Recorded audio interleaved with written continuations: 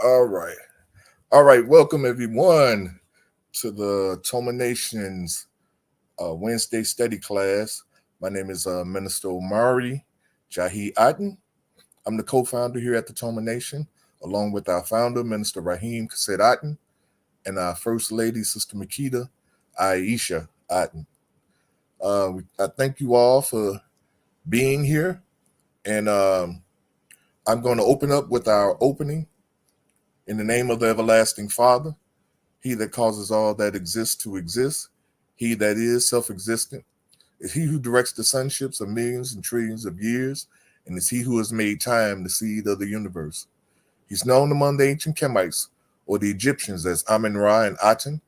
He's known among the Hebrews as Ansof, Yahweh, Elohim. He's known among the Muslims or the Islamic world as Allah, the one God, among the Rastafarians as Jah, Rastafari. I bear witness that all of these names refer to the same one and almighty creator, and it's to him whom I give reverence and to whom I submit.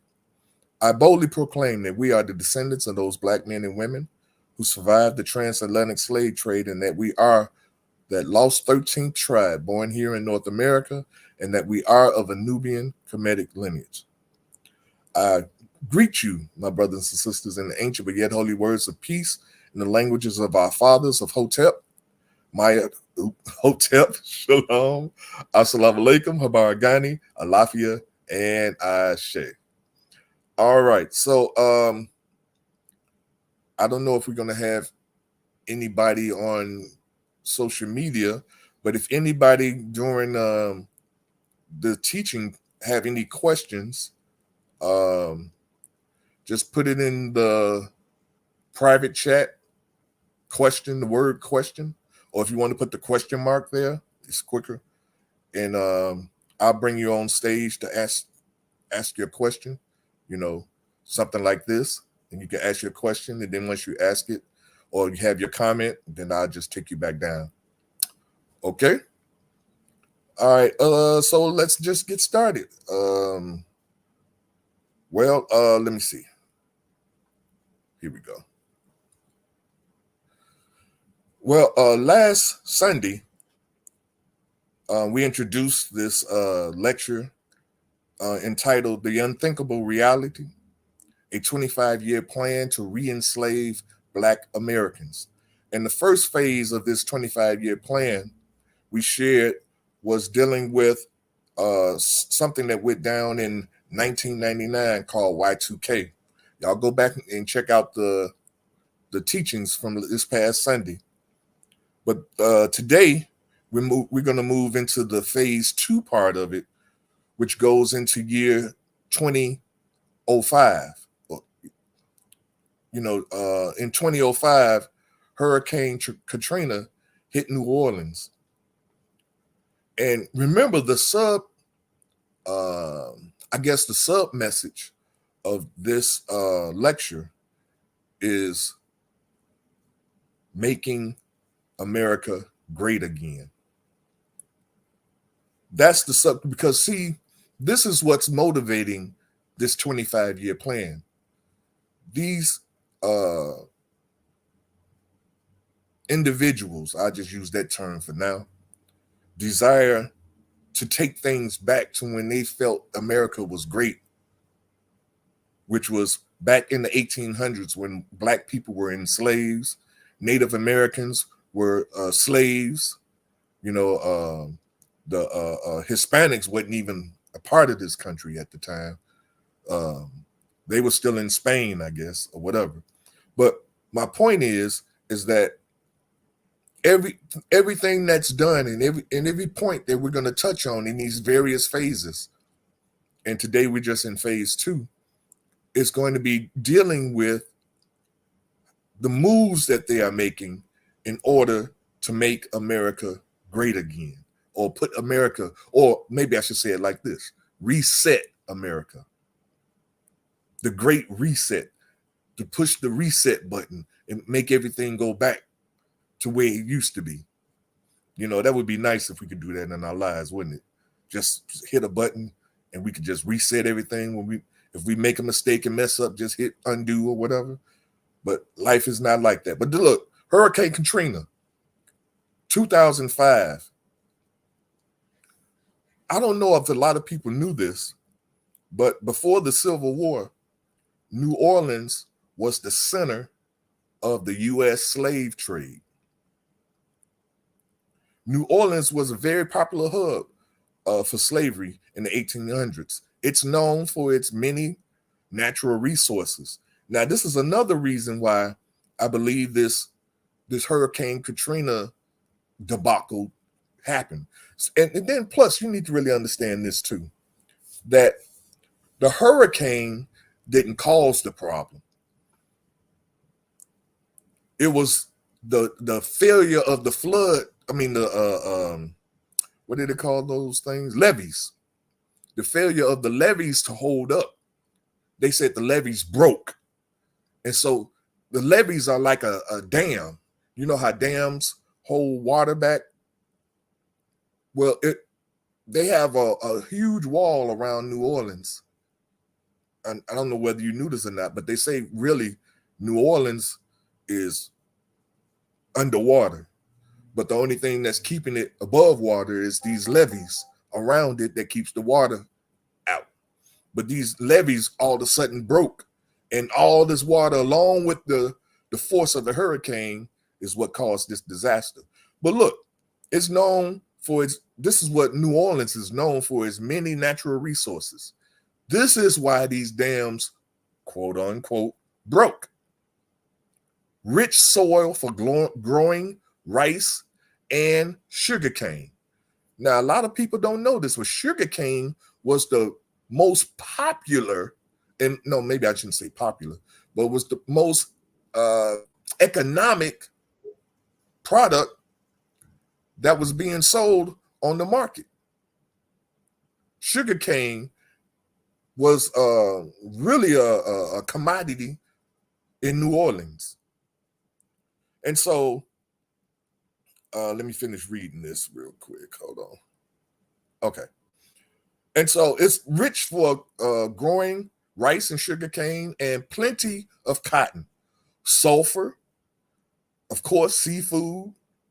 And beginning in the early 20th century, it was even a resource for oil. Now, keep all that in mind. Now, New Orleans was had one of the largest slave revolts in the year 1811. And I want to show you guys a video dealing with this slave revolt in New Orleans. All right, hold on. 1811 slave revolt outside New Orleans is so unknown, you probably wouldn't even recognize its name, the German Coast Uprising. It's a significant part of history because even before the civil rights movement of the 60s and even the 50s, you see that there was a desire for freedom way back in the 1800s. In 1811, these enslaved rebels had the most radical idea of freedom and emancipation in the United States at that time. Hey fam, I'm Imayan. Today, we're gonna travel back in time so I can tell you why there's this plaque marking the nation's largest slave rebellion and why you've probably never even heard of that uprising. Spoiler alert, it's by design.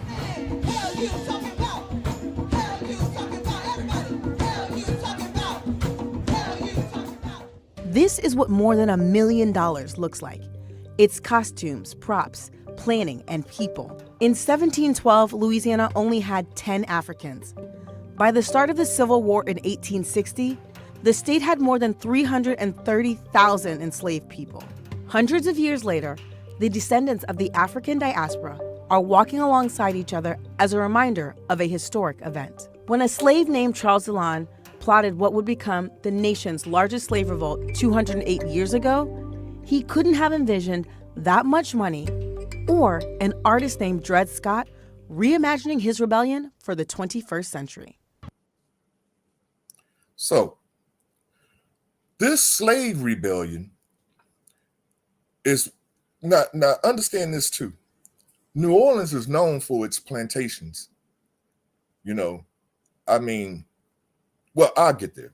But anyway, the slave revolt is what really began the process of New Orleans becoming a predominantly black city. Now, I want to show you this other video real quick that deals with the hurricane, and they're going to tell you a little bit about what all that was about. So hold on, let me get that up for you. Here we go. 2005, a tropical depression formed over the Bahamas, and before long, it transformed into a hurricane named Katrina, with a growing strength and ferocity that began to really worry people. Government leaders across the Gulf states began telling people that they needed to evacuate, and they needed to do it quickly. On August 28th, many people had done so, but for a range of reasons, because of a lack of transportation, cost, illness, mobility, and personal choice, at least 100,000 people did not evacuate and were left stranded. As the storm hit, the weather was rough, but there was hope that, at least in New Orleans, the worst of it had been avoided. But then, the levees around the city and elsewhere across the Gulf region began to fail, and massive flooding began. Over 50 levees and flood walls were breached, and there was more than $100 billion in damage. And this is part of what left so many people frustrated about what happened during Katrina, that the flooding came not simply from the storm, but from the failure of human engineering, a failure that had fatal consequences for thousands and impacted the lives of millions. A June 2007 report by the American Society of Civil Engineers indicated that 2/3 of the flooding was caused by the multiple failures of the city's flood walls. Let's learn a little bit more about levees and how racism can turn an engineering issue into something more sinister in the thought bubble. On a basic level, levees are supposed to hold back water so it doesn't flood communities. Levees can be built with materials like soil, sand, or rocks, or with concrete, blocks of wood, plastic, or metal. They can also help pump water away from communities. With a city like New Orleans, where so much of the city is below sea level, levees are essential. And people knew this. In 1965, Congress authorized the Lake Pontchartrain and Vicinity Hurricane Protection Project, following Hurricane Betsy, which was supposed to increase New Orleans' hurricane protection. Now, keep in mind, y'all, that they had a plan in place. They knew that it was a problem, but they had a plan in place to fix it. But when Hurricane Katrina hit, they still hadn't fixed the problem. Just keep that in mind. Project had not even been completed by the time the storm hit in 2005.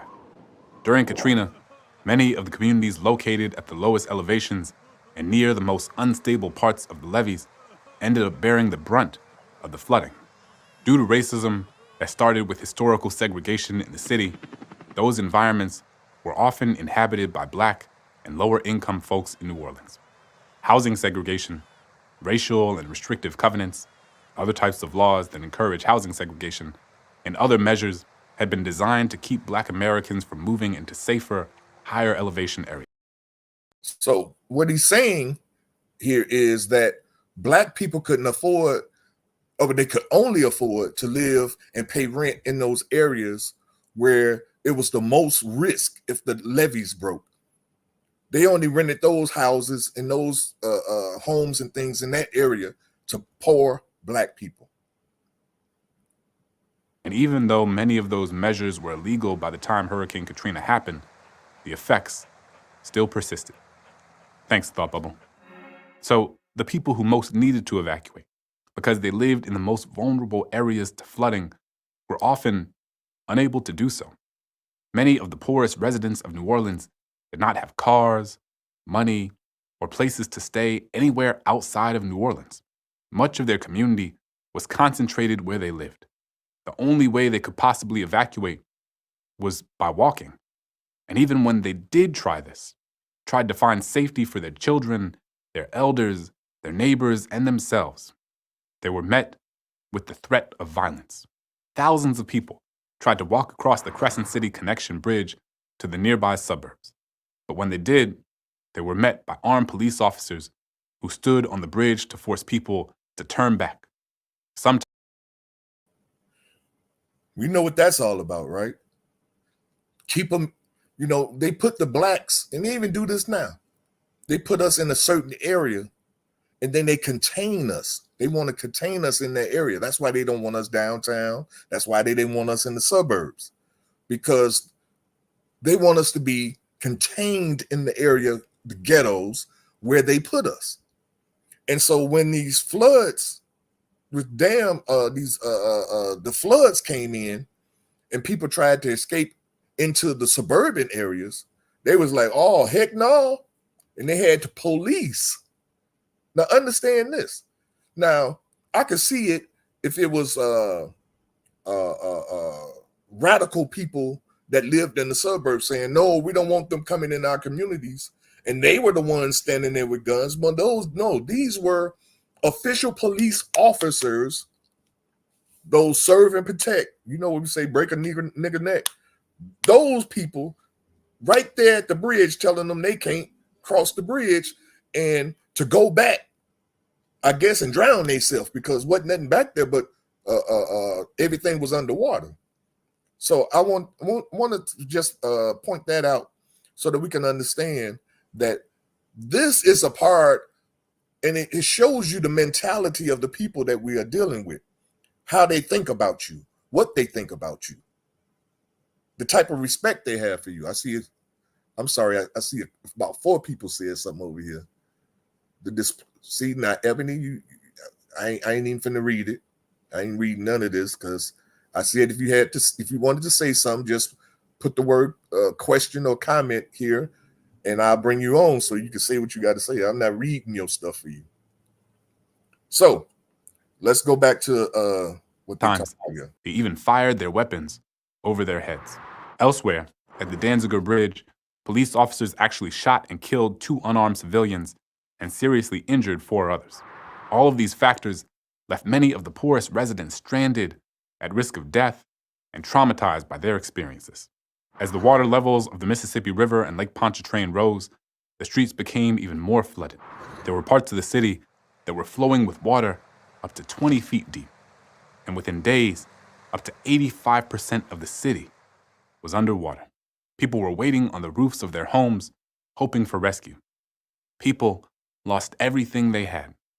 Many survivors had to take boats or helicopters to evacuation sites at the Superdome or Convention Center in New Orleans. The Coast Guard rescued 34,000 people, and ordinary citizens organized to provide food and shelter for anybody that they could find.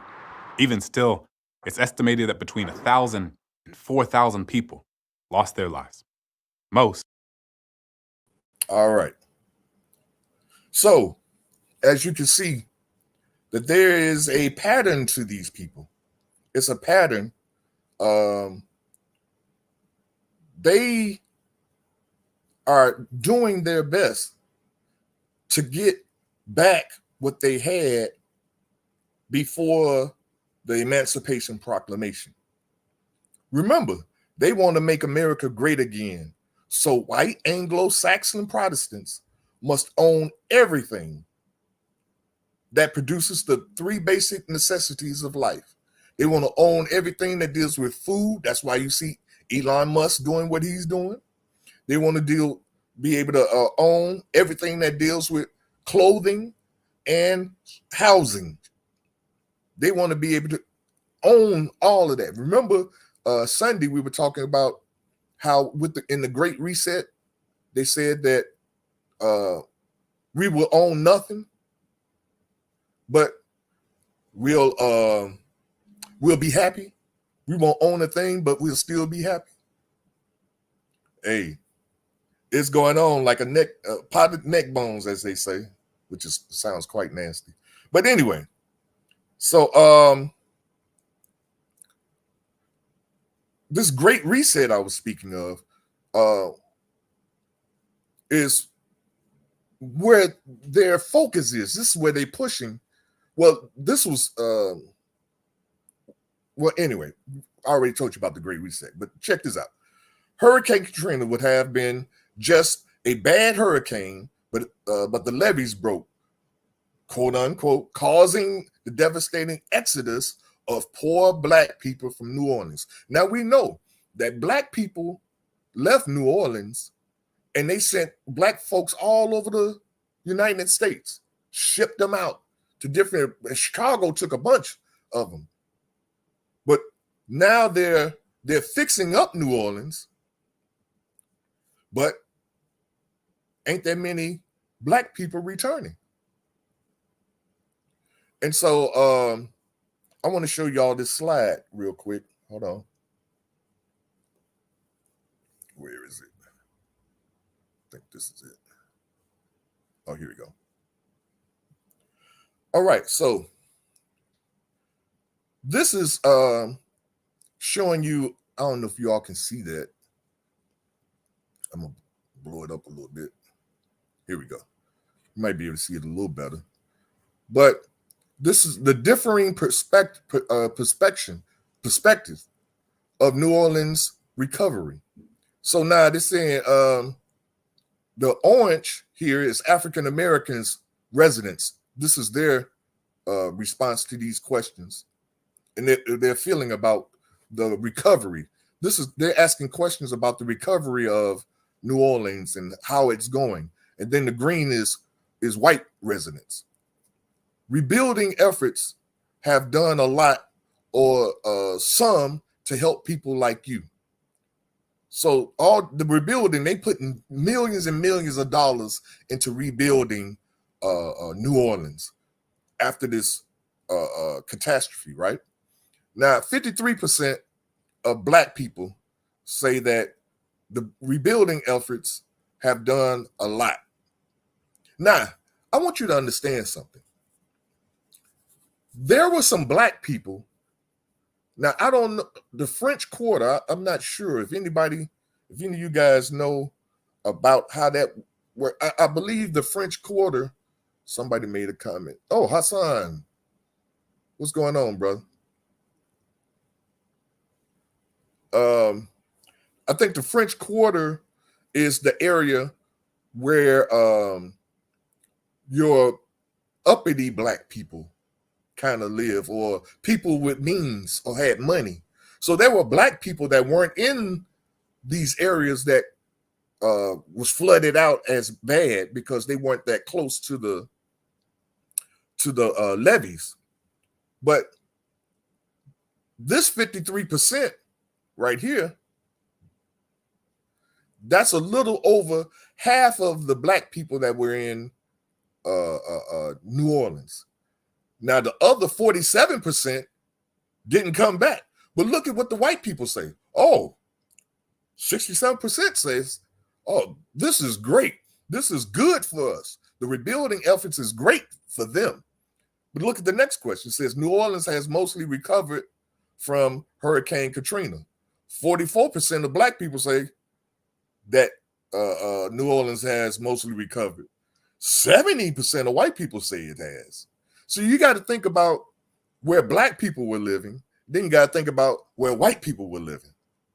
So of course, their perception of New Orleans recovery is going to be better than black people because they weren't in the worst areas. Now, it says now is a good time for children to be growing up in New Orleans. You see how the percentage is going down each question? 37% of black people say that they agree, which means that, what is that? 63% of black people don't think that New Orleans is a good place for their children to grow up. Whereas here we are, 70% white people again. But you all can go through that and read the rest of that, because I don't think I had much. Oh, I got about a little over 30 minutes. Okay. And so I'm putting this up to say that, again, this phase of land grabbing, because see, that's a part of it, a part of the Great Reset. Yes, Ebony, you have a question. All right, hold on. I actually had a couple of comments Sure, in the lecture. I will keep them short and brief. Mm-hmm. So I was actually in New Orleans right post Katrina, public housing residents put out a call across the country for people to come help them because they were trying to get back into the property to collect their belongings, and the government wouldn't let them back in. So something that's very unique, and it goes everything with what you said about hurricane. Even though Hurricane Katrina was a hurricane, what happened was by design and it was on purpose. Because even if you talk to survivors of Hurricane Katrina, they will tell you that it wasn't just the levee breaking. When the levees broke, they heard a series of explosions. Right after Hurricane Katrina, when we were there, people were saying it wasn't just the levee broke, like they heard explosions. It wasn't just the sound of a levee breaking, but that they heard explosions. And what was very interesting, outside of all the things that you have already mentioned, was that you had a portion of the Black folk who lived in public housing, and you had a portion of the Black folk who owned their property. Now, what was interesting was, for the Black people who lived in public housing, they didn't let them back in to collect their belongings. They actually built a very tall barbed wire fence that they contracted with undocumented immigrants from Mexico to come up here and build. So even if they wanted to collect their belongings right after the water subsided, they couldn't because they locked them out. And that's what contributed to the buildings being demolished, because everything got molded. But if they would have let them go right in after and get their belongings, that wouldn't have happened. And then for the residents that owned their property, something that was interesting that occurred that Chicago we need to pay attention to was that all of the city hall and places got flooded. And so people's deeds and all this other stuff got destroyed. And so when you say people didn't come back, they didn't have anything to come back to. They didn't have no documentation saying that they own their property. They ain't had no birth certificates. They ain't had no social security cards. They didn't have no deeds. They didn't have nothing. And so what New Orleans started to do very soon after Hurricane Katrina, they started to say that people abandoned their property and they started to auction their houses off to organizations like Acorn and other entities, that they were auctioning out these properties that they didn't have deeds for. And in addition to that, I'm going to close with this. Something that we see, like when we always hear about when there's a disaster, and Black people are always like, oh, we need somebody to help us. Please send the National Guard. Please send this. Please send that. They really regretted the National Guard came in and it was like a war zone. They had them little tank cars on the streets. They had those M16 guns. And I witnessed, and I will never, ever forget this in my life. This was August in New Orleans. It was like 100 degrees outside. So you know the concrete was baking. People just trying to survive.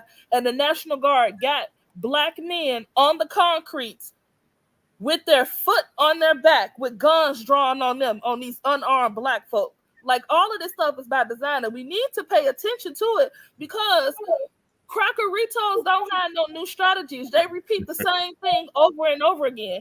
And so if they did that to a city full of Black people, they stole their land. And then the crazy part was, I said that was going to be my last thing, but when you mentioned that survey about how white people felt, when we went to New Orleans, it was crazy, because all of these white people came out of nowhere. They were riding their bikes around. You see those photos you showed with the houses, with the writing on them when they went house to house to see if there were bodies in the house.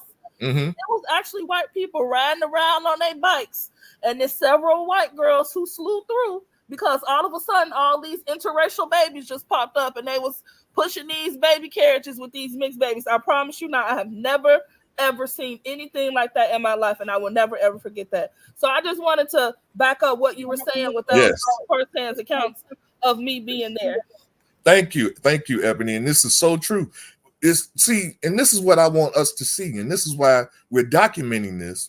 It's because Hurricane Katrina was nothing but a land grab, and I want to show you why they want this city, why that city is so important to them. Check out this video.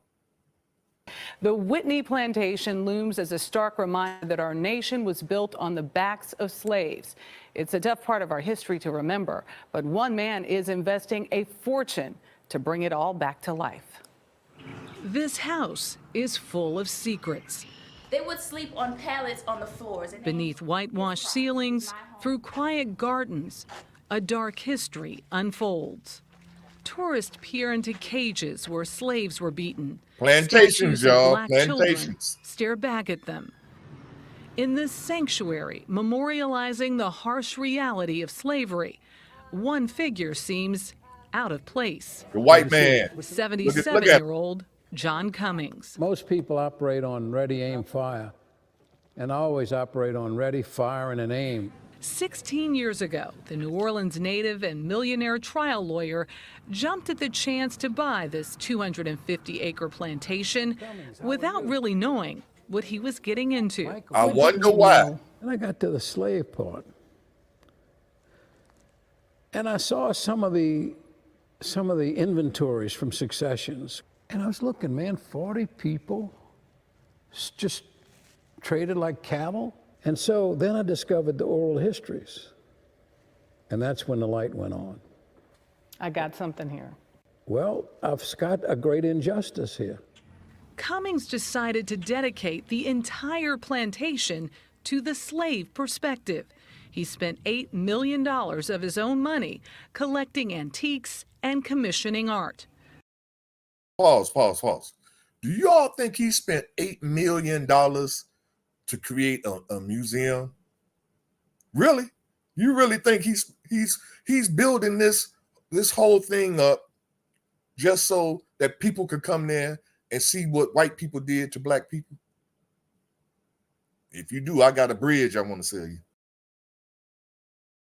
The vacant Whitney started coming back to life. That's the end of that one. So, as you can see, you know, the stuff they're doing, well,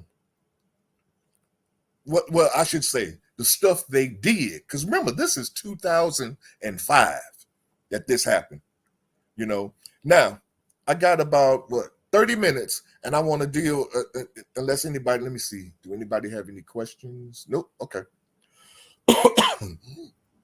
So I got these 5 facts surrounding Katrina. Now check this out. This is fact number 1. It said New Orleans levees failed because Katrina was just too big. This was how the Army Corps of Engineers tried to spin it in the aftermath of the storm. They said that's what happened.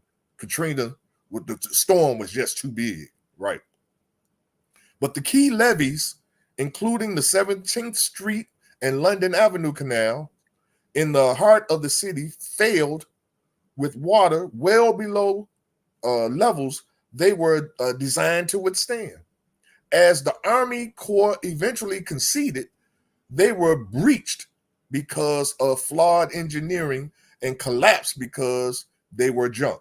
See, they'll accept that it was a mechanical flaw before they'll admit what Ebony just shared with us, that they blew up the levees so that would happen. I think somebody just, no? Okay. I thought somebody had just put something in the chat. Yeah, they'll admit that before they admit what really happened. It says sheet piling metal planks driven onto the ground to enforce levees and flood walls. Don't run deep. They didn't run deep enough. The stuff that they said that they used to enforce the levees just didn't run deep enough in the ground. And crops, geologic botched tests that should have determined soil stability below the levees. So they're trying to blame it on the soil now. They're trying to say the soil below the levees weren't tested properly, so that's why the levees didn't hold. They're using all these excuses, right? The Corps and local levee boards that maintain flood barriers pinch pennies, and suddenly Katrina became the nation's first 200 billion disaster. Wow, no kidding. Now, this is the second point. Check this out. If anybody have any questions about anything that or comments, just put your, I ain't saying put your finger up, but I mean put a question mark in the chat or something to that effect, and I'll get you on. This is the second one. The state response was as bad as the federal one.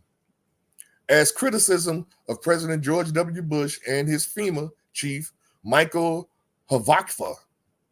Ooh, I don't know how to pronounce that, but Brown spread the White House. The White House began trying to shift blame to local authorities, chiefly Louisiana Governor Kathleen Blanco, a Democrat. The rap was that she had taken too long to declare a state of emergency and then failed to make clear her state's needs. So now they're gonna try. They blaming the governor. In fact, Blanco had declared a state emergency on Friday, August 26th, one day before Mississippi's Republican Governor Harvey Barbour had, and indeed the White House itself. So what they're saying is that they're making her the scapegoat, but she actually declared it a day before the White House did. The following Monday, as Katrina made landfall, she was pleading by phone. Wait a minute.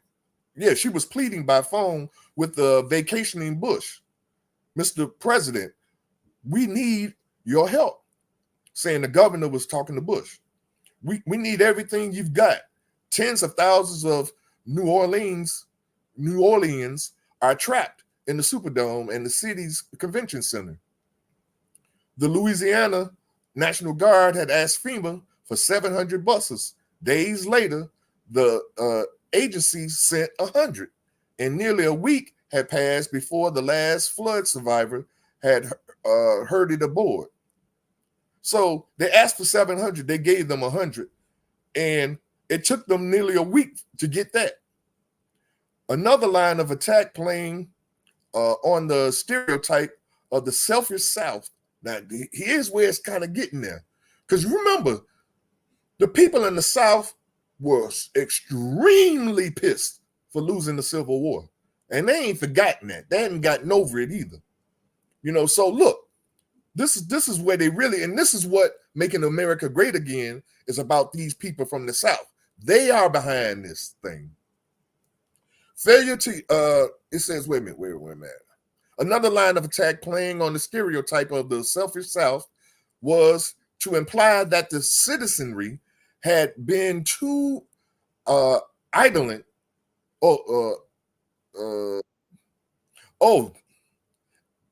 that they had been too ignorant to get out of harm's way. Say the citizens. Now, you heard the video. The guy said the people couldn't afford. They ain't had no cars. They didn't have no money. How was they going to get out of harm's way other than walk? And when they tried to walk across the bridge, they got shot at, saying go back. So what they supposed to do, right? So they was too ignorant, right, to get out of harm's way. The failure to evacuate was the tipping point for all of the other things that either went wrong or were exacerbated. Brown, the governor, told Congress a month after Katrina, in fact, the exodus of an estimated 1.3 million people from Southeast Louisiana, roughly 400,000 from New Orleans, was not only one of the largest in U.S. history, but the monumental traffic flow was notably well lubricated in contrast to previous evacuations. So they're saying that this is, and I like the fact that they used the word exodus, but exodus in the Bible was a something that the people were doing on their own. This was a forced exodus. They wanted black people out of New Orleans. And guess what? New Orleans is a majority white place now. It's a majority white town because the black people that they got rid of, what they say, over 1.3 million black people that got shipped out to other cities and they never came back. Now, here's the third point. How much time I got? Oh, I'm doing good. The storm gutted the hearts and soul of New Orleans, turning it into a majority white city. Here it is. Katrina didn't turn New Orleans white. See, they want to blame the hurricane on all this. Says Katrina didn't turn New Orleans white.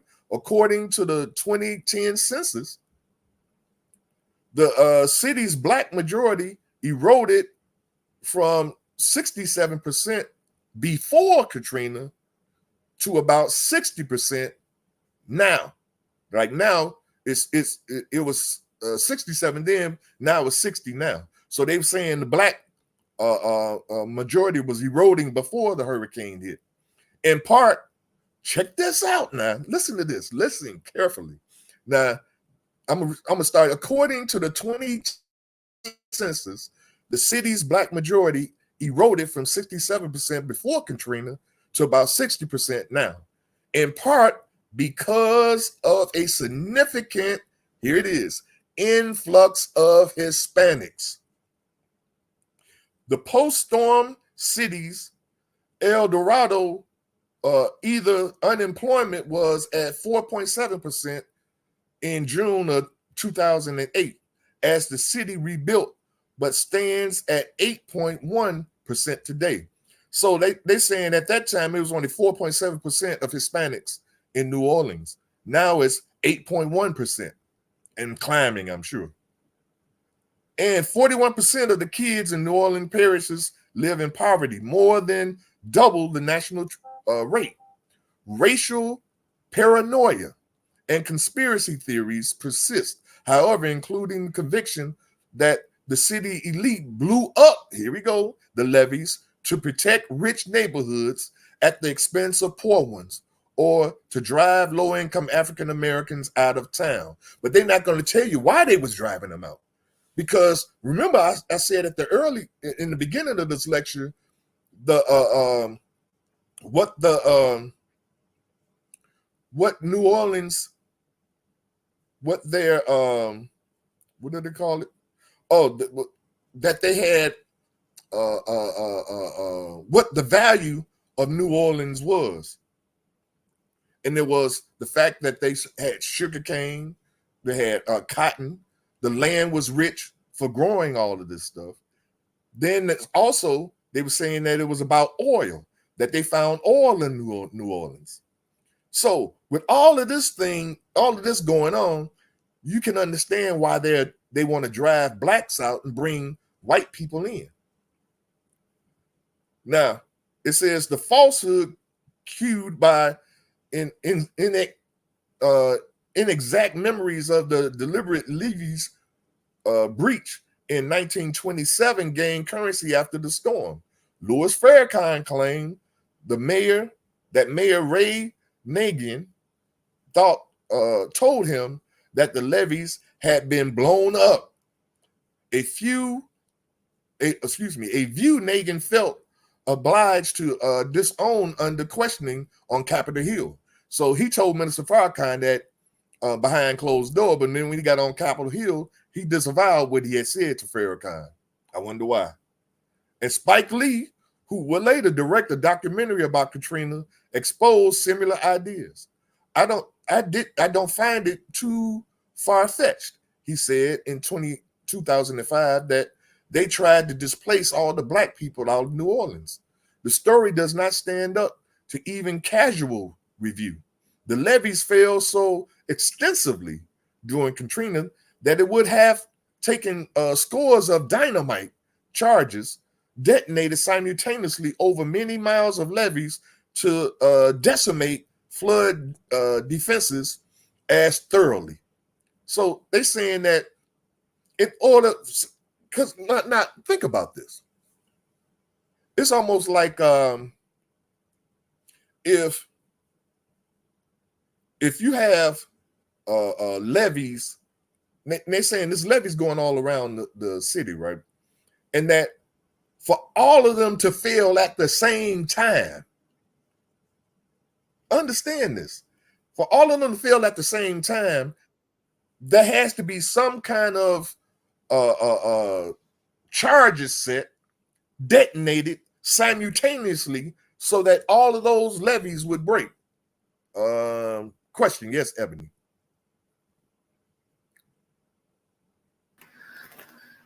I would also say that what's also very interesting in this whole thing is that when you look at, the plan that they had for the displacement, it's kind of like what you mentioned in your lecture on Sunday about, the Guardian, and how it was serving as a guardian to make sure that white people did not exterminate us wholesale off the face Right. of the planet, which we know that's what they want to do, but having the Guardian being there to back us up. And how you made the comment, if black people disappeared from the face of the earth, then the sun would go out. And Right. so now what is very interesting, and people need to pay attention to, since they displaced all those people in New Orleans, all of those people lost their lives. You seen the numbers was up to 4,000, but you have to include the numbers of the people who lost their lives directly after Katrina, because they had them warehoused in the Superdome, and people were dying in the Superdome. People were getting murdered in the Superdome. People were getting sexually assaulted in the Superdome. So it was a place that people didn't want to go to. And so no one has an accurate number about how many lives that were actually lost due to the impact, and not just the storm, but the impact of Hurricane Katrina. Because you got so many elders who passed away in senior buildings because they couldn't get them out of the nursing facilities. You got so many elders who were shipped from the West Coast to the East Coast to the Midwest. And so we don't have an accurate number about how many black people lost their lives. And haven't New Orleans been getting hail since Katrina? Every year we look around and we see it's some part of New Orleans that's underwater. And like now, while you were doing your lecture, I was looking these numbers up, and New Orleans is losing land so much that it's talking about that they'll be underwater by 2050 because they losing land at such a fast rate. Now look at the consequences of what they did to black people in New Orleans, and how that's that 70% of white people talking about, oh, it's sweet out here. Oh, they gonna see it's sweet out here from the Creator, all right. Oh yeah, but you see that the white people are putting billions of dollars. Now I ain't talking about thousands of millions, billions of dollars into revitalizing New Orleans. They even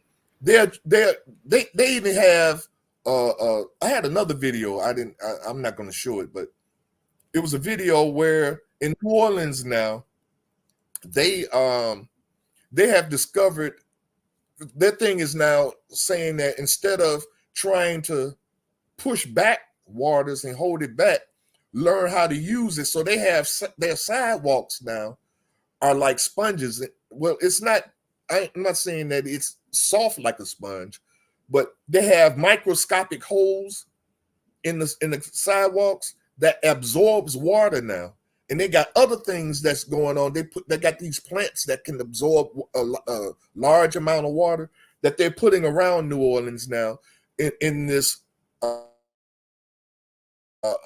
attempt and revitalize New Orleans, because they need it. Because if they're going to reinstitute slavery again, they need a place like New Orleans, because New Orleans was one of the hubs for slavery, when slavery first began, and so they need New Orleans, and like you said, nature is whooping New Orleans butt, in a way that I don't know if they're gonna be able to survive it, but they show fighting like hell.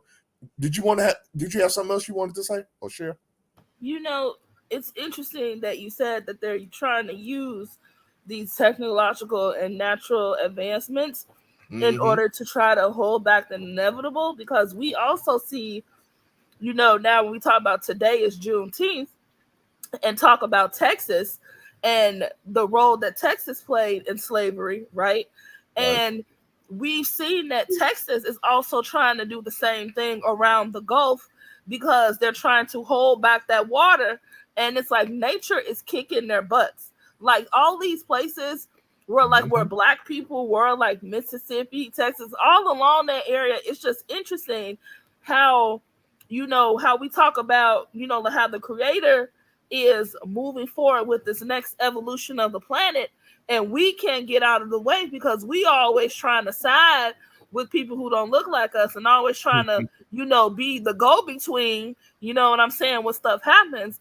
And if we would just get out of the way, they will receive their retribution quicker, and we can go on and get about our business and do the things that we need to do. Exactly. Yes, ma'am. But hey, let's see. I got about 11 more minutes, so let me finish these little points here up real quick. Let me see, where was I at? Katrina. Oh yeah, so it was saying it would have taken scores of dynamite charges detonated simultaneously over many miles of levees to disseminate flood defenses as thoroughly. Note also that some of the worst flooded areas, the Lakeview neighborhoods among them, were rich and white. Some of them, not all though. All right, the fourth one. Now remember, I got 5, so I got one more after this one. Another fact and point: New Orleans levees were fixed and could withstand. They're talking about now they're fixed, and they're saying they could withstand another Katrina. After Katrina, Washington committed $14.5 billion. You hear me? Washington committed $14.5 billion, but we ain't got no money, y'all, to survive a 100-year storm. A term of art that refers to storms that have a 1% chance of striking in any given year. But here's the problem: by the Army Corps' own accounting, Katrina was not a 100% year storm, but an even stronger 400-year storm. Now, I don't know what they mean by this 100-year storm or 400-year storm, but the Army's trying to say that, or they're trying to make it appear as if the storm was a lot stronger than what it really was, to cover up the fact that they blew up these levees.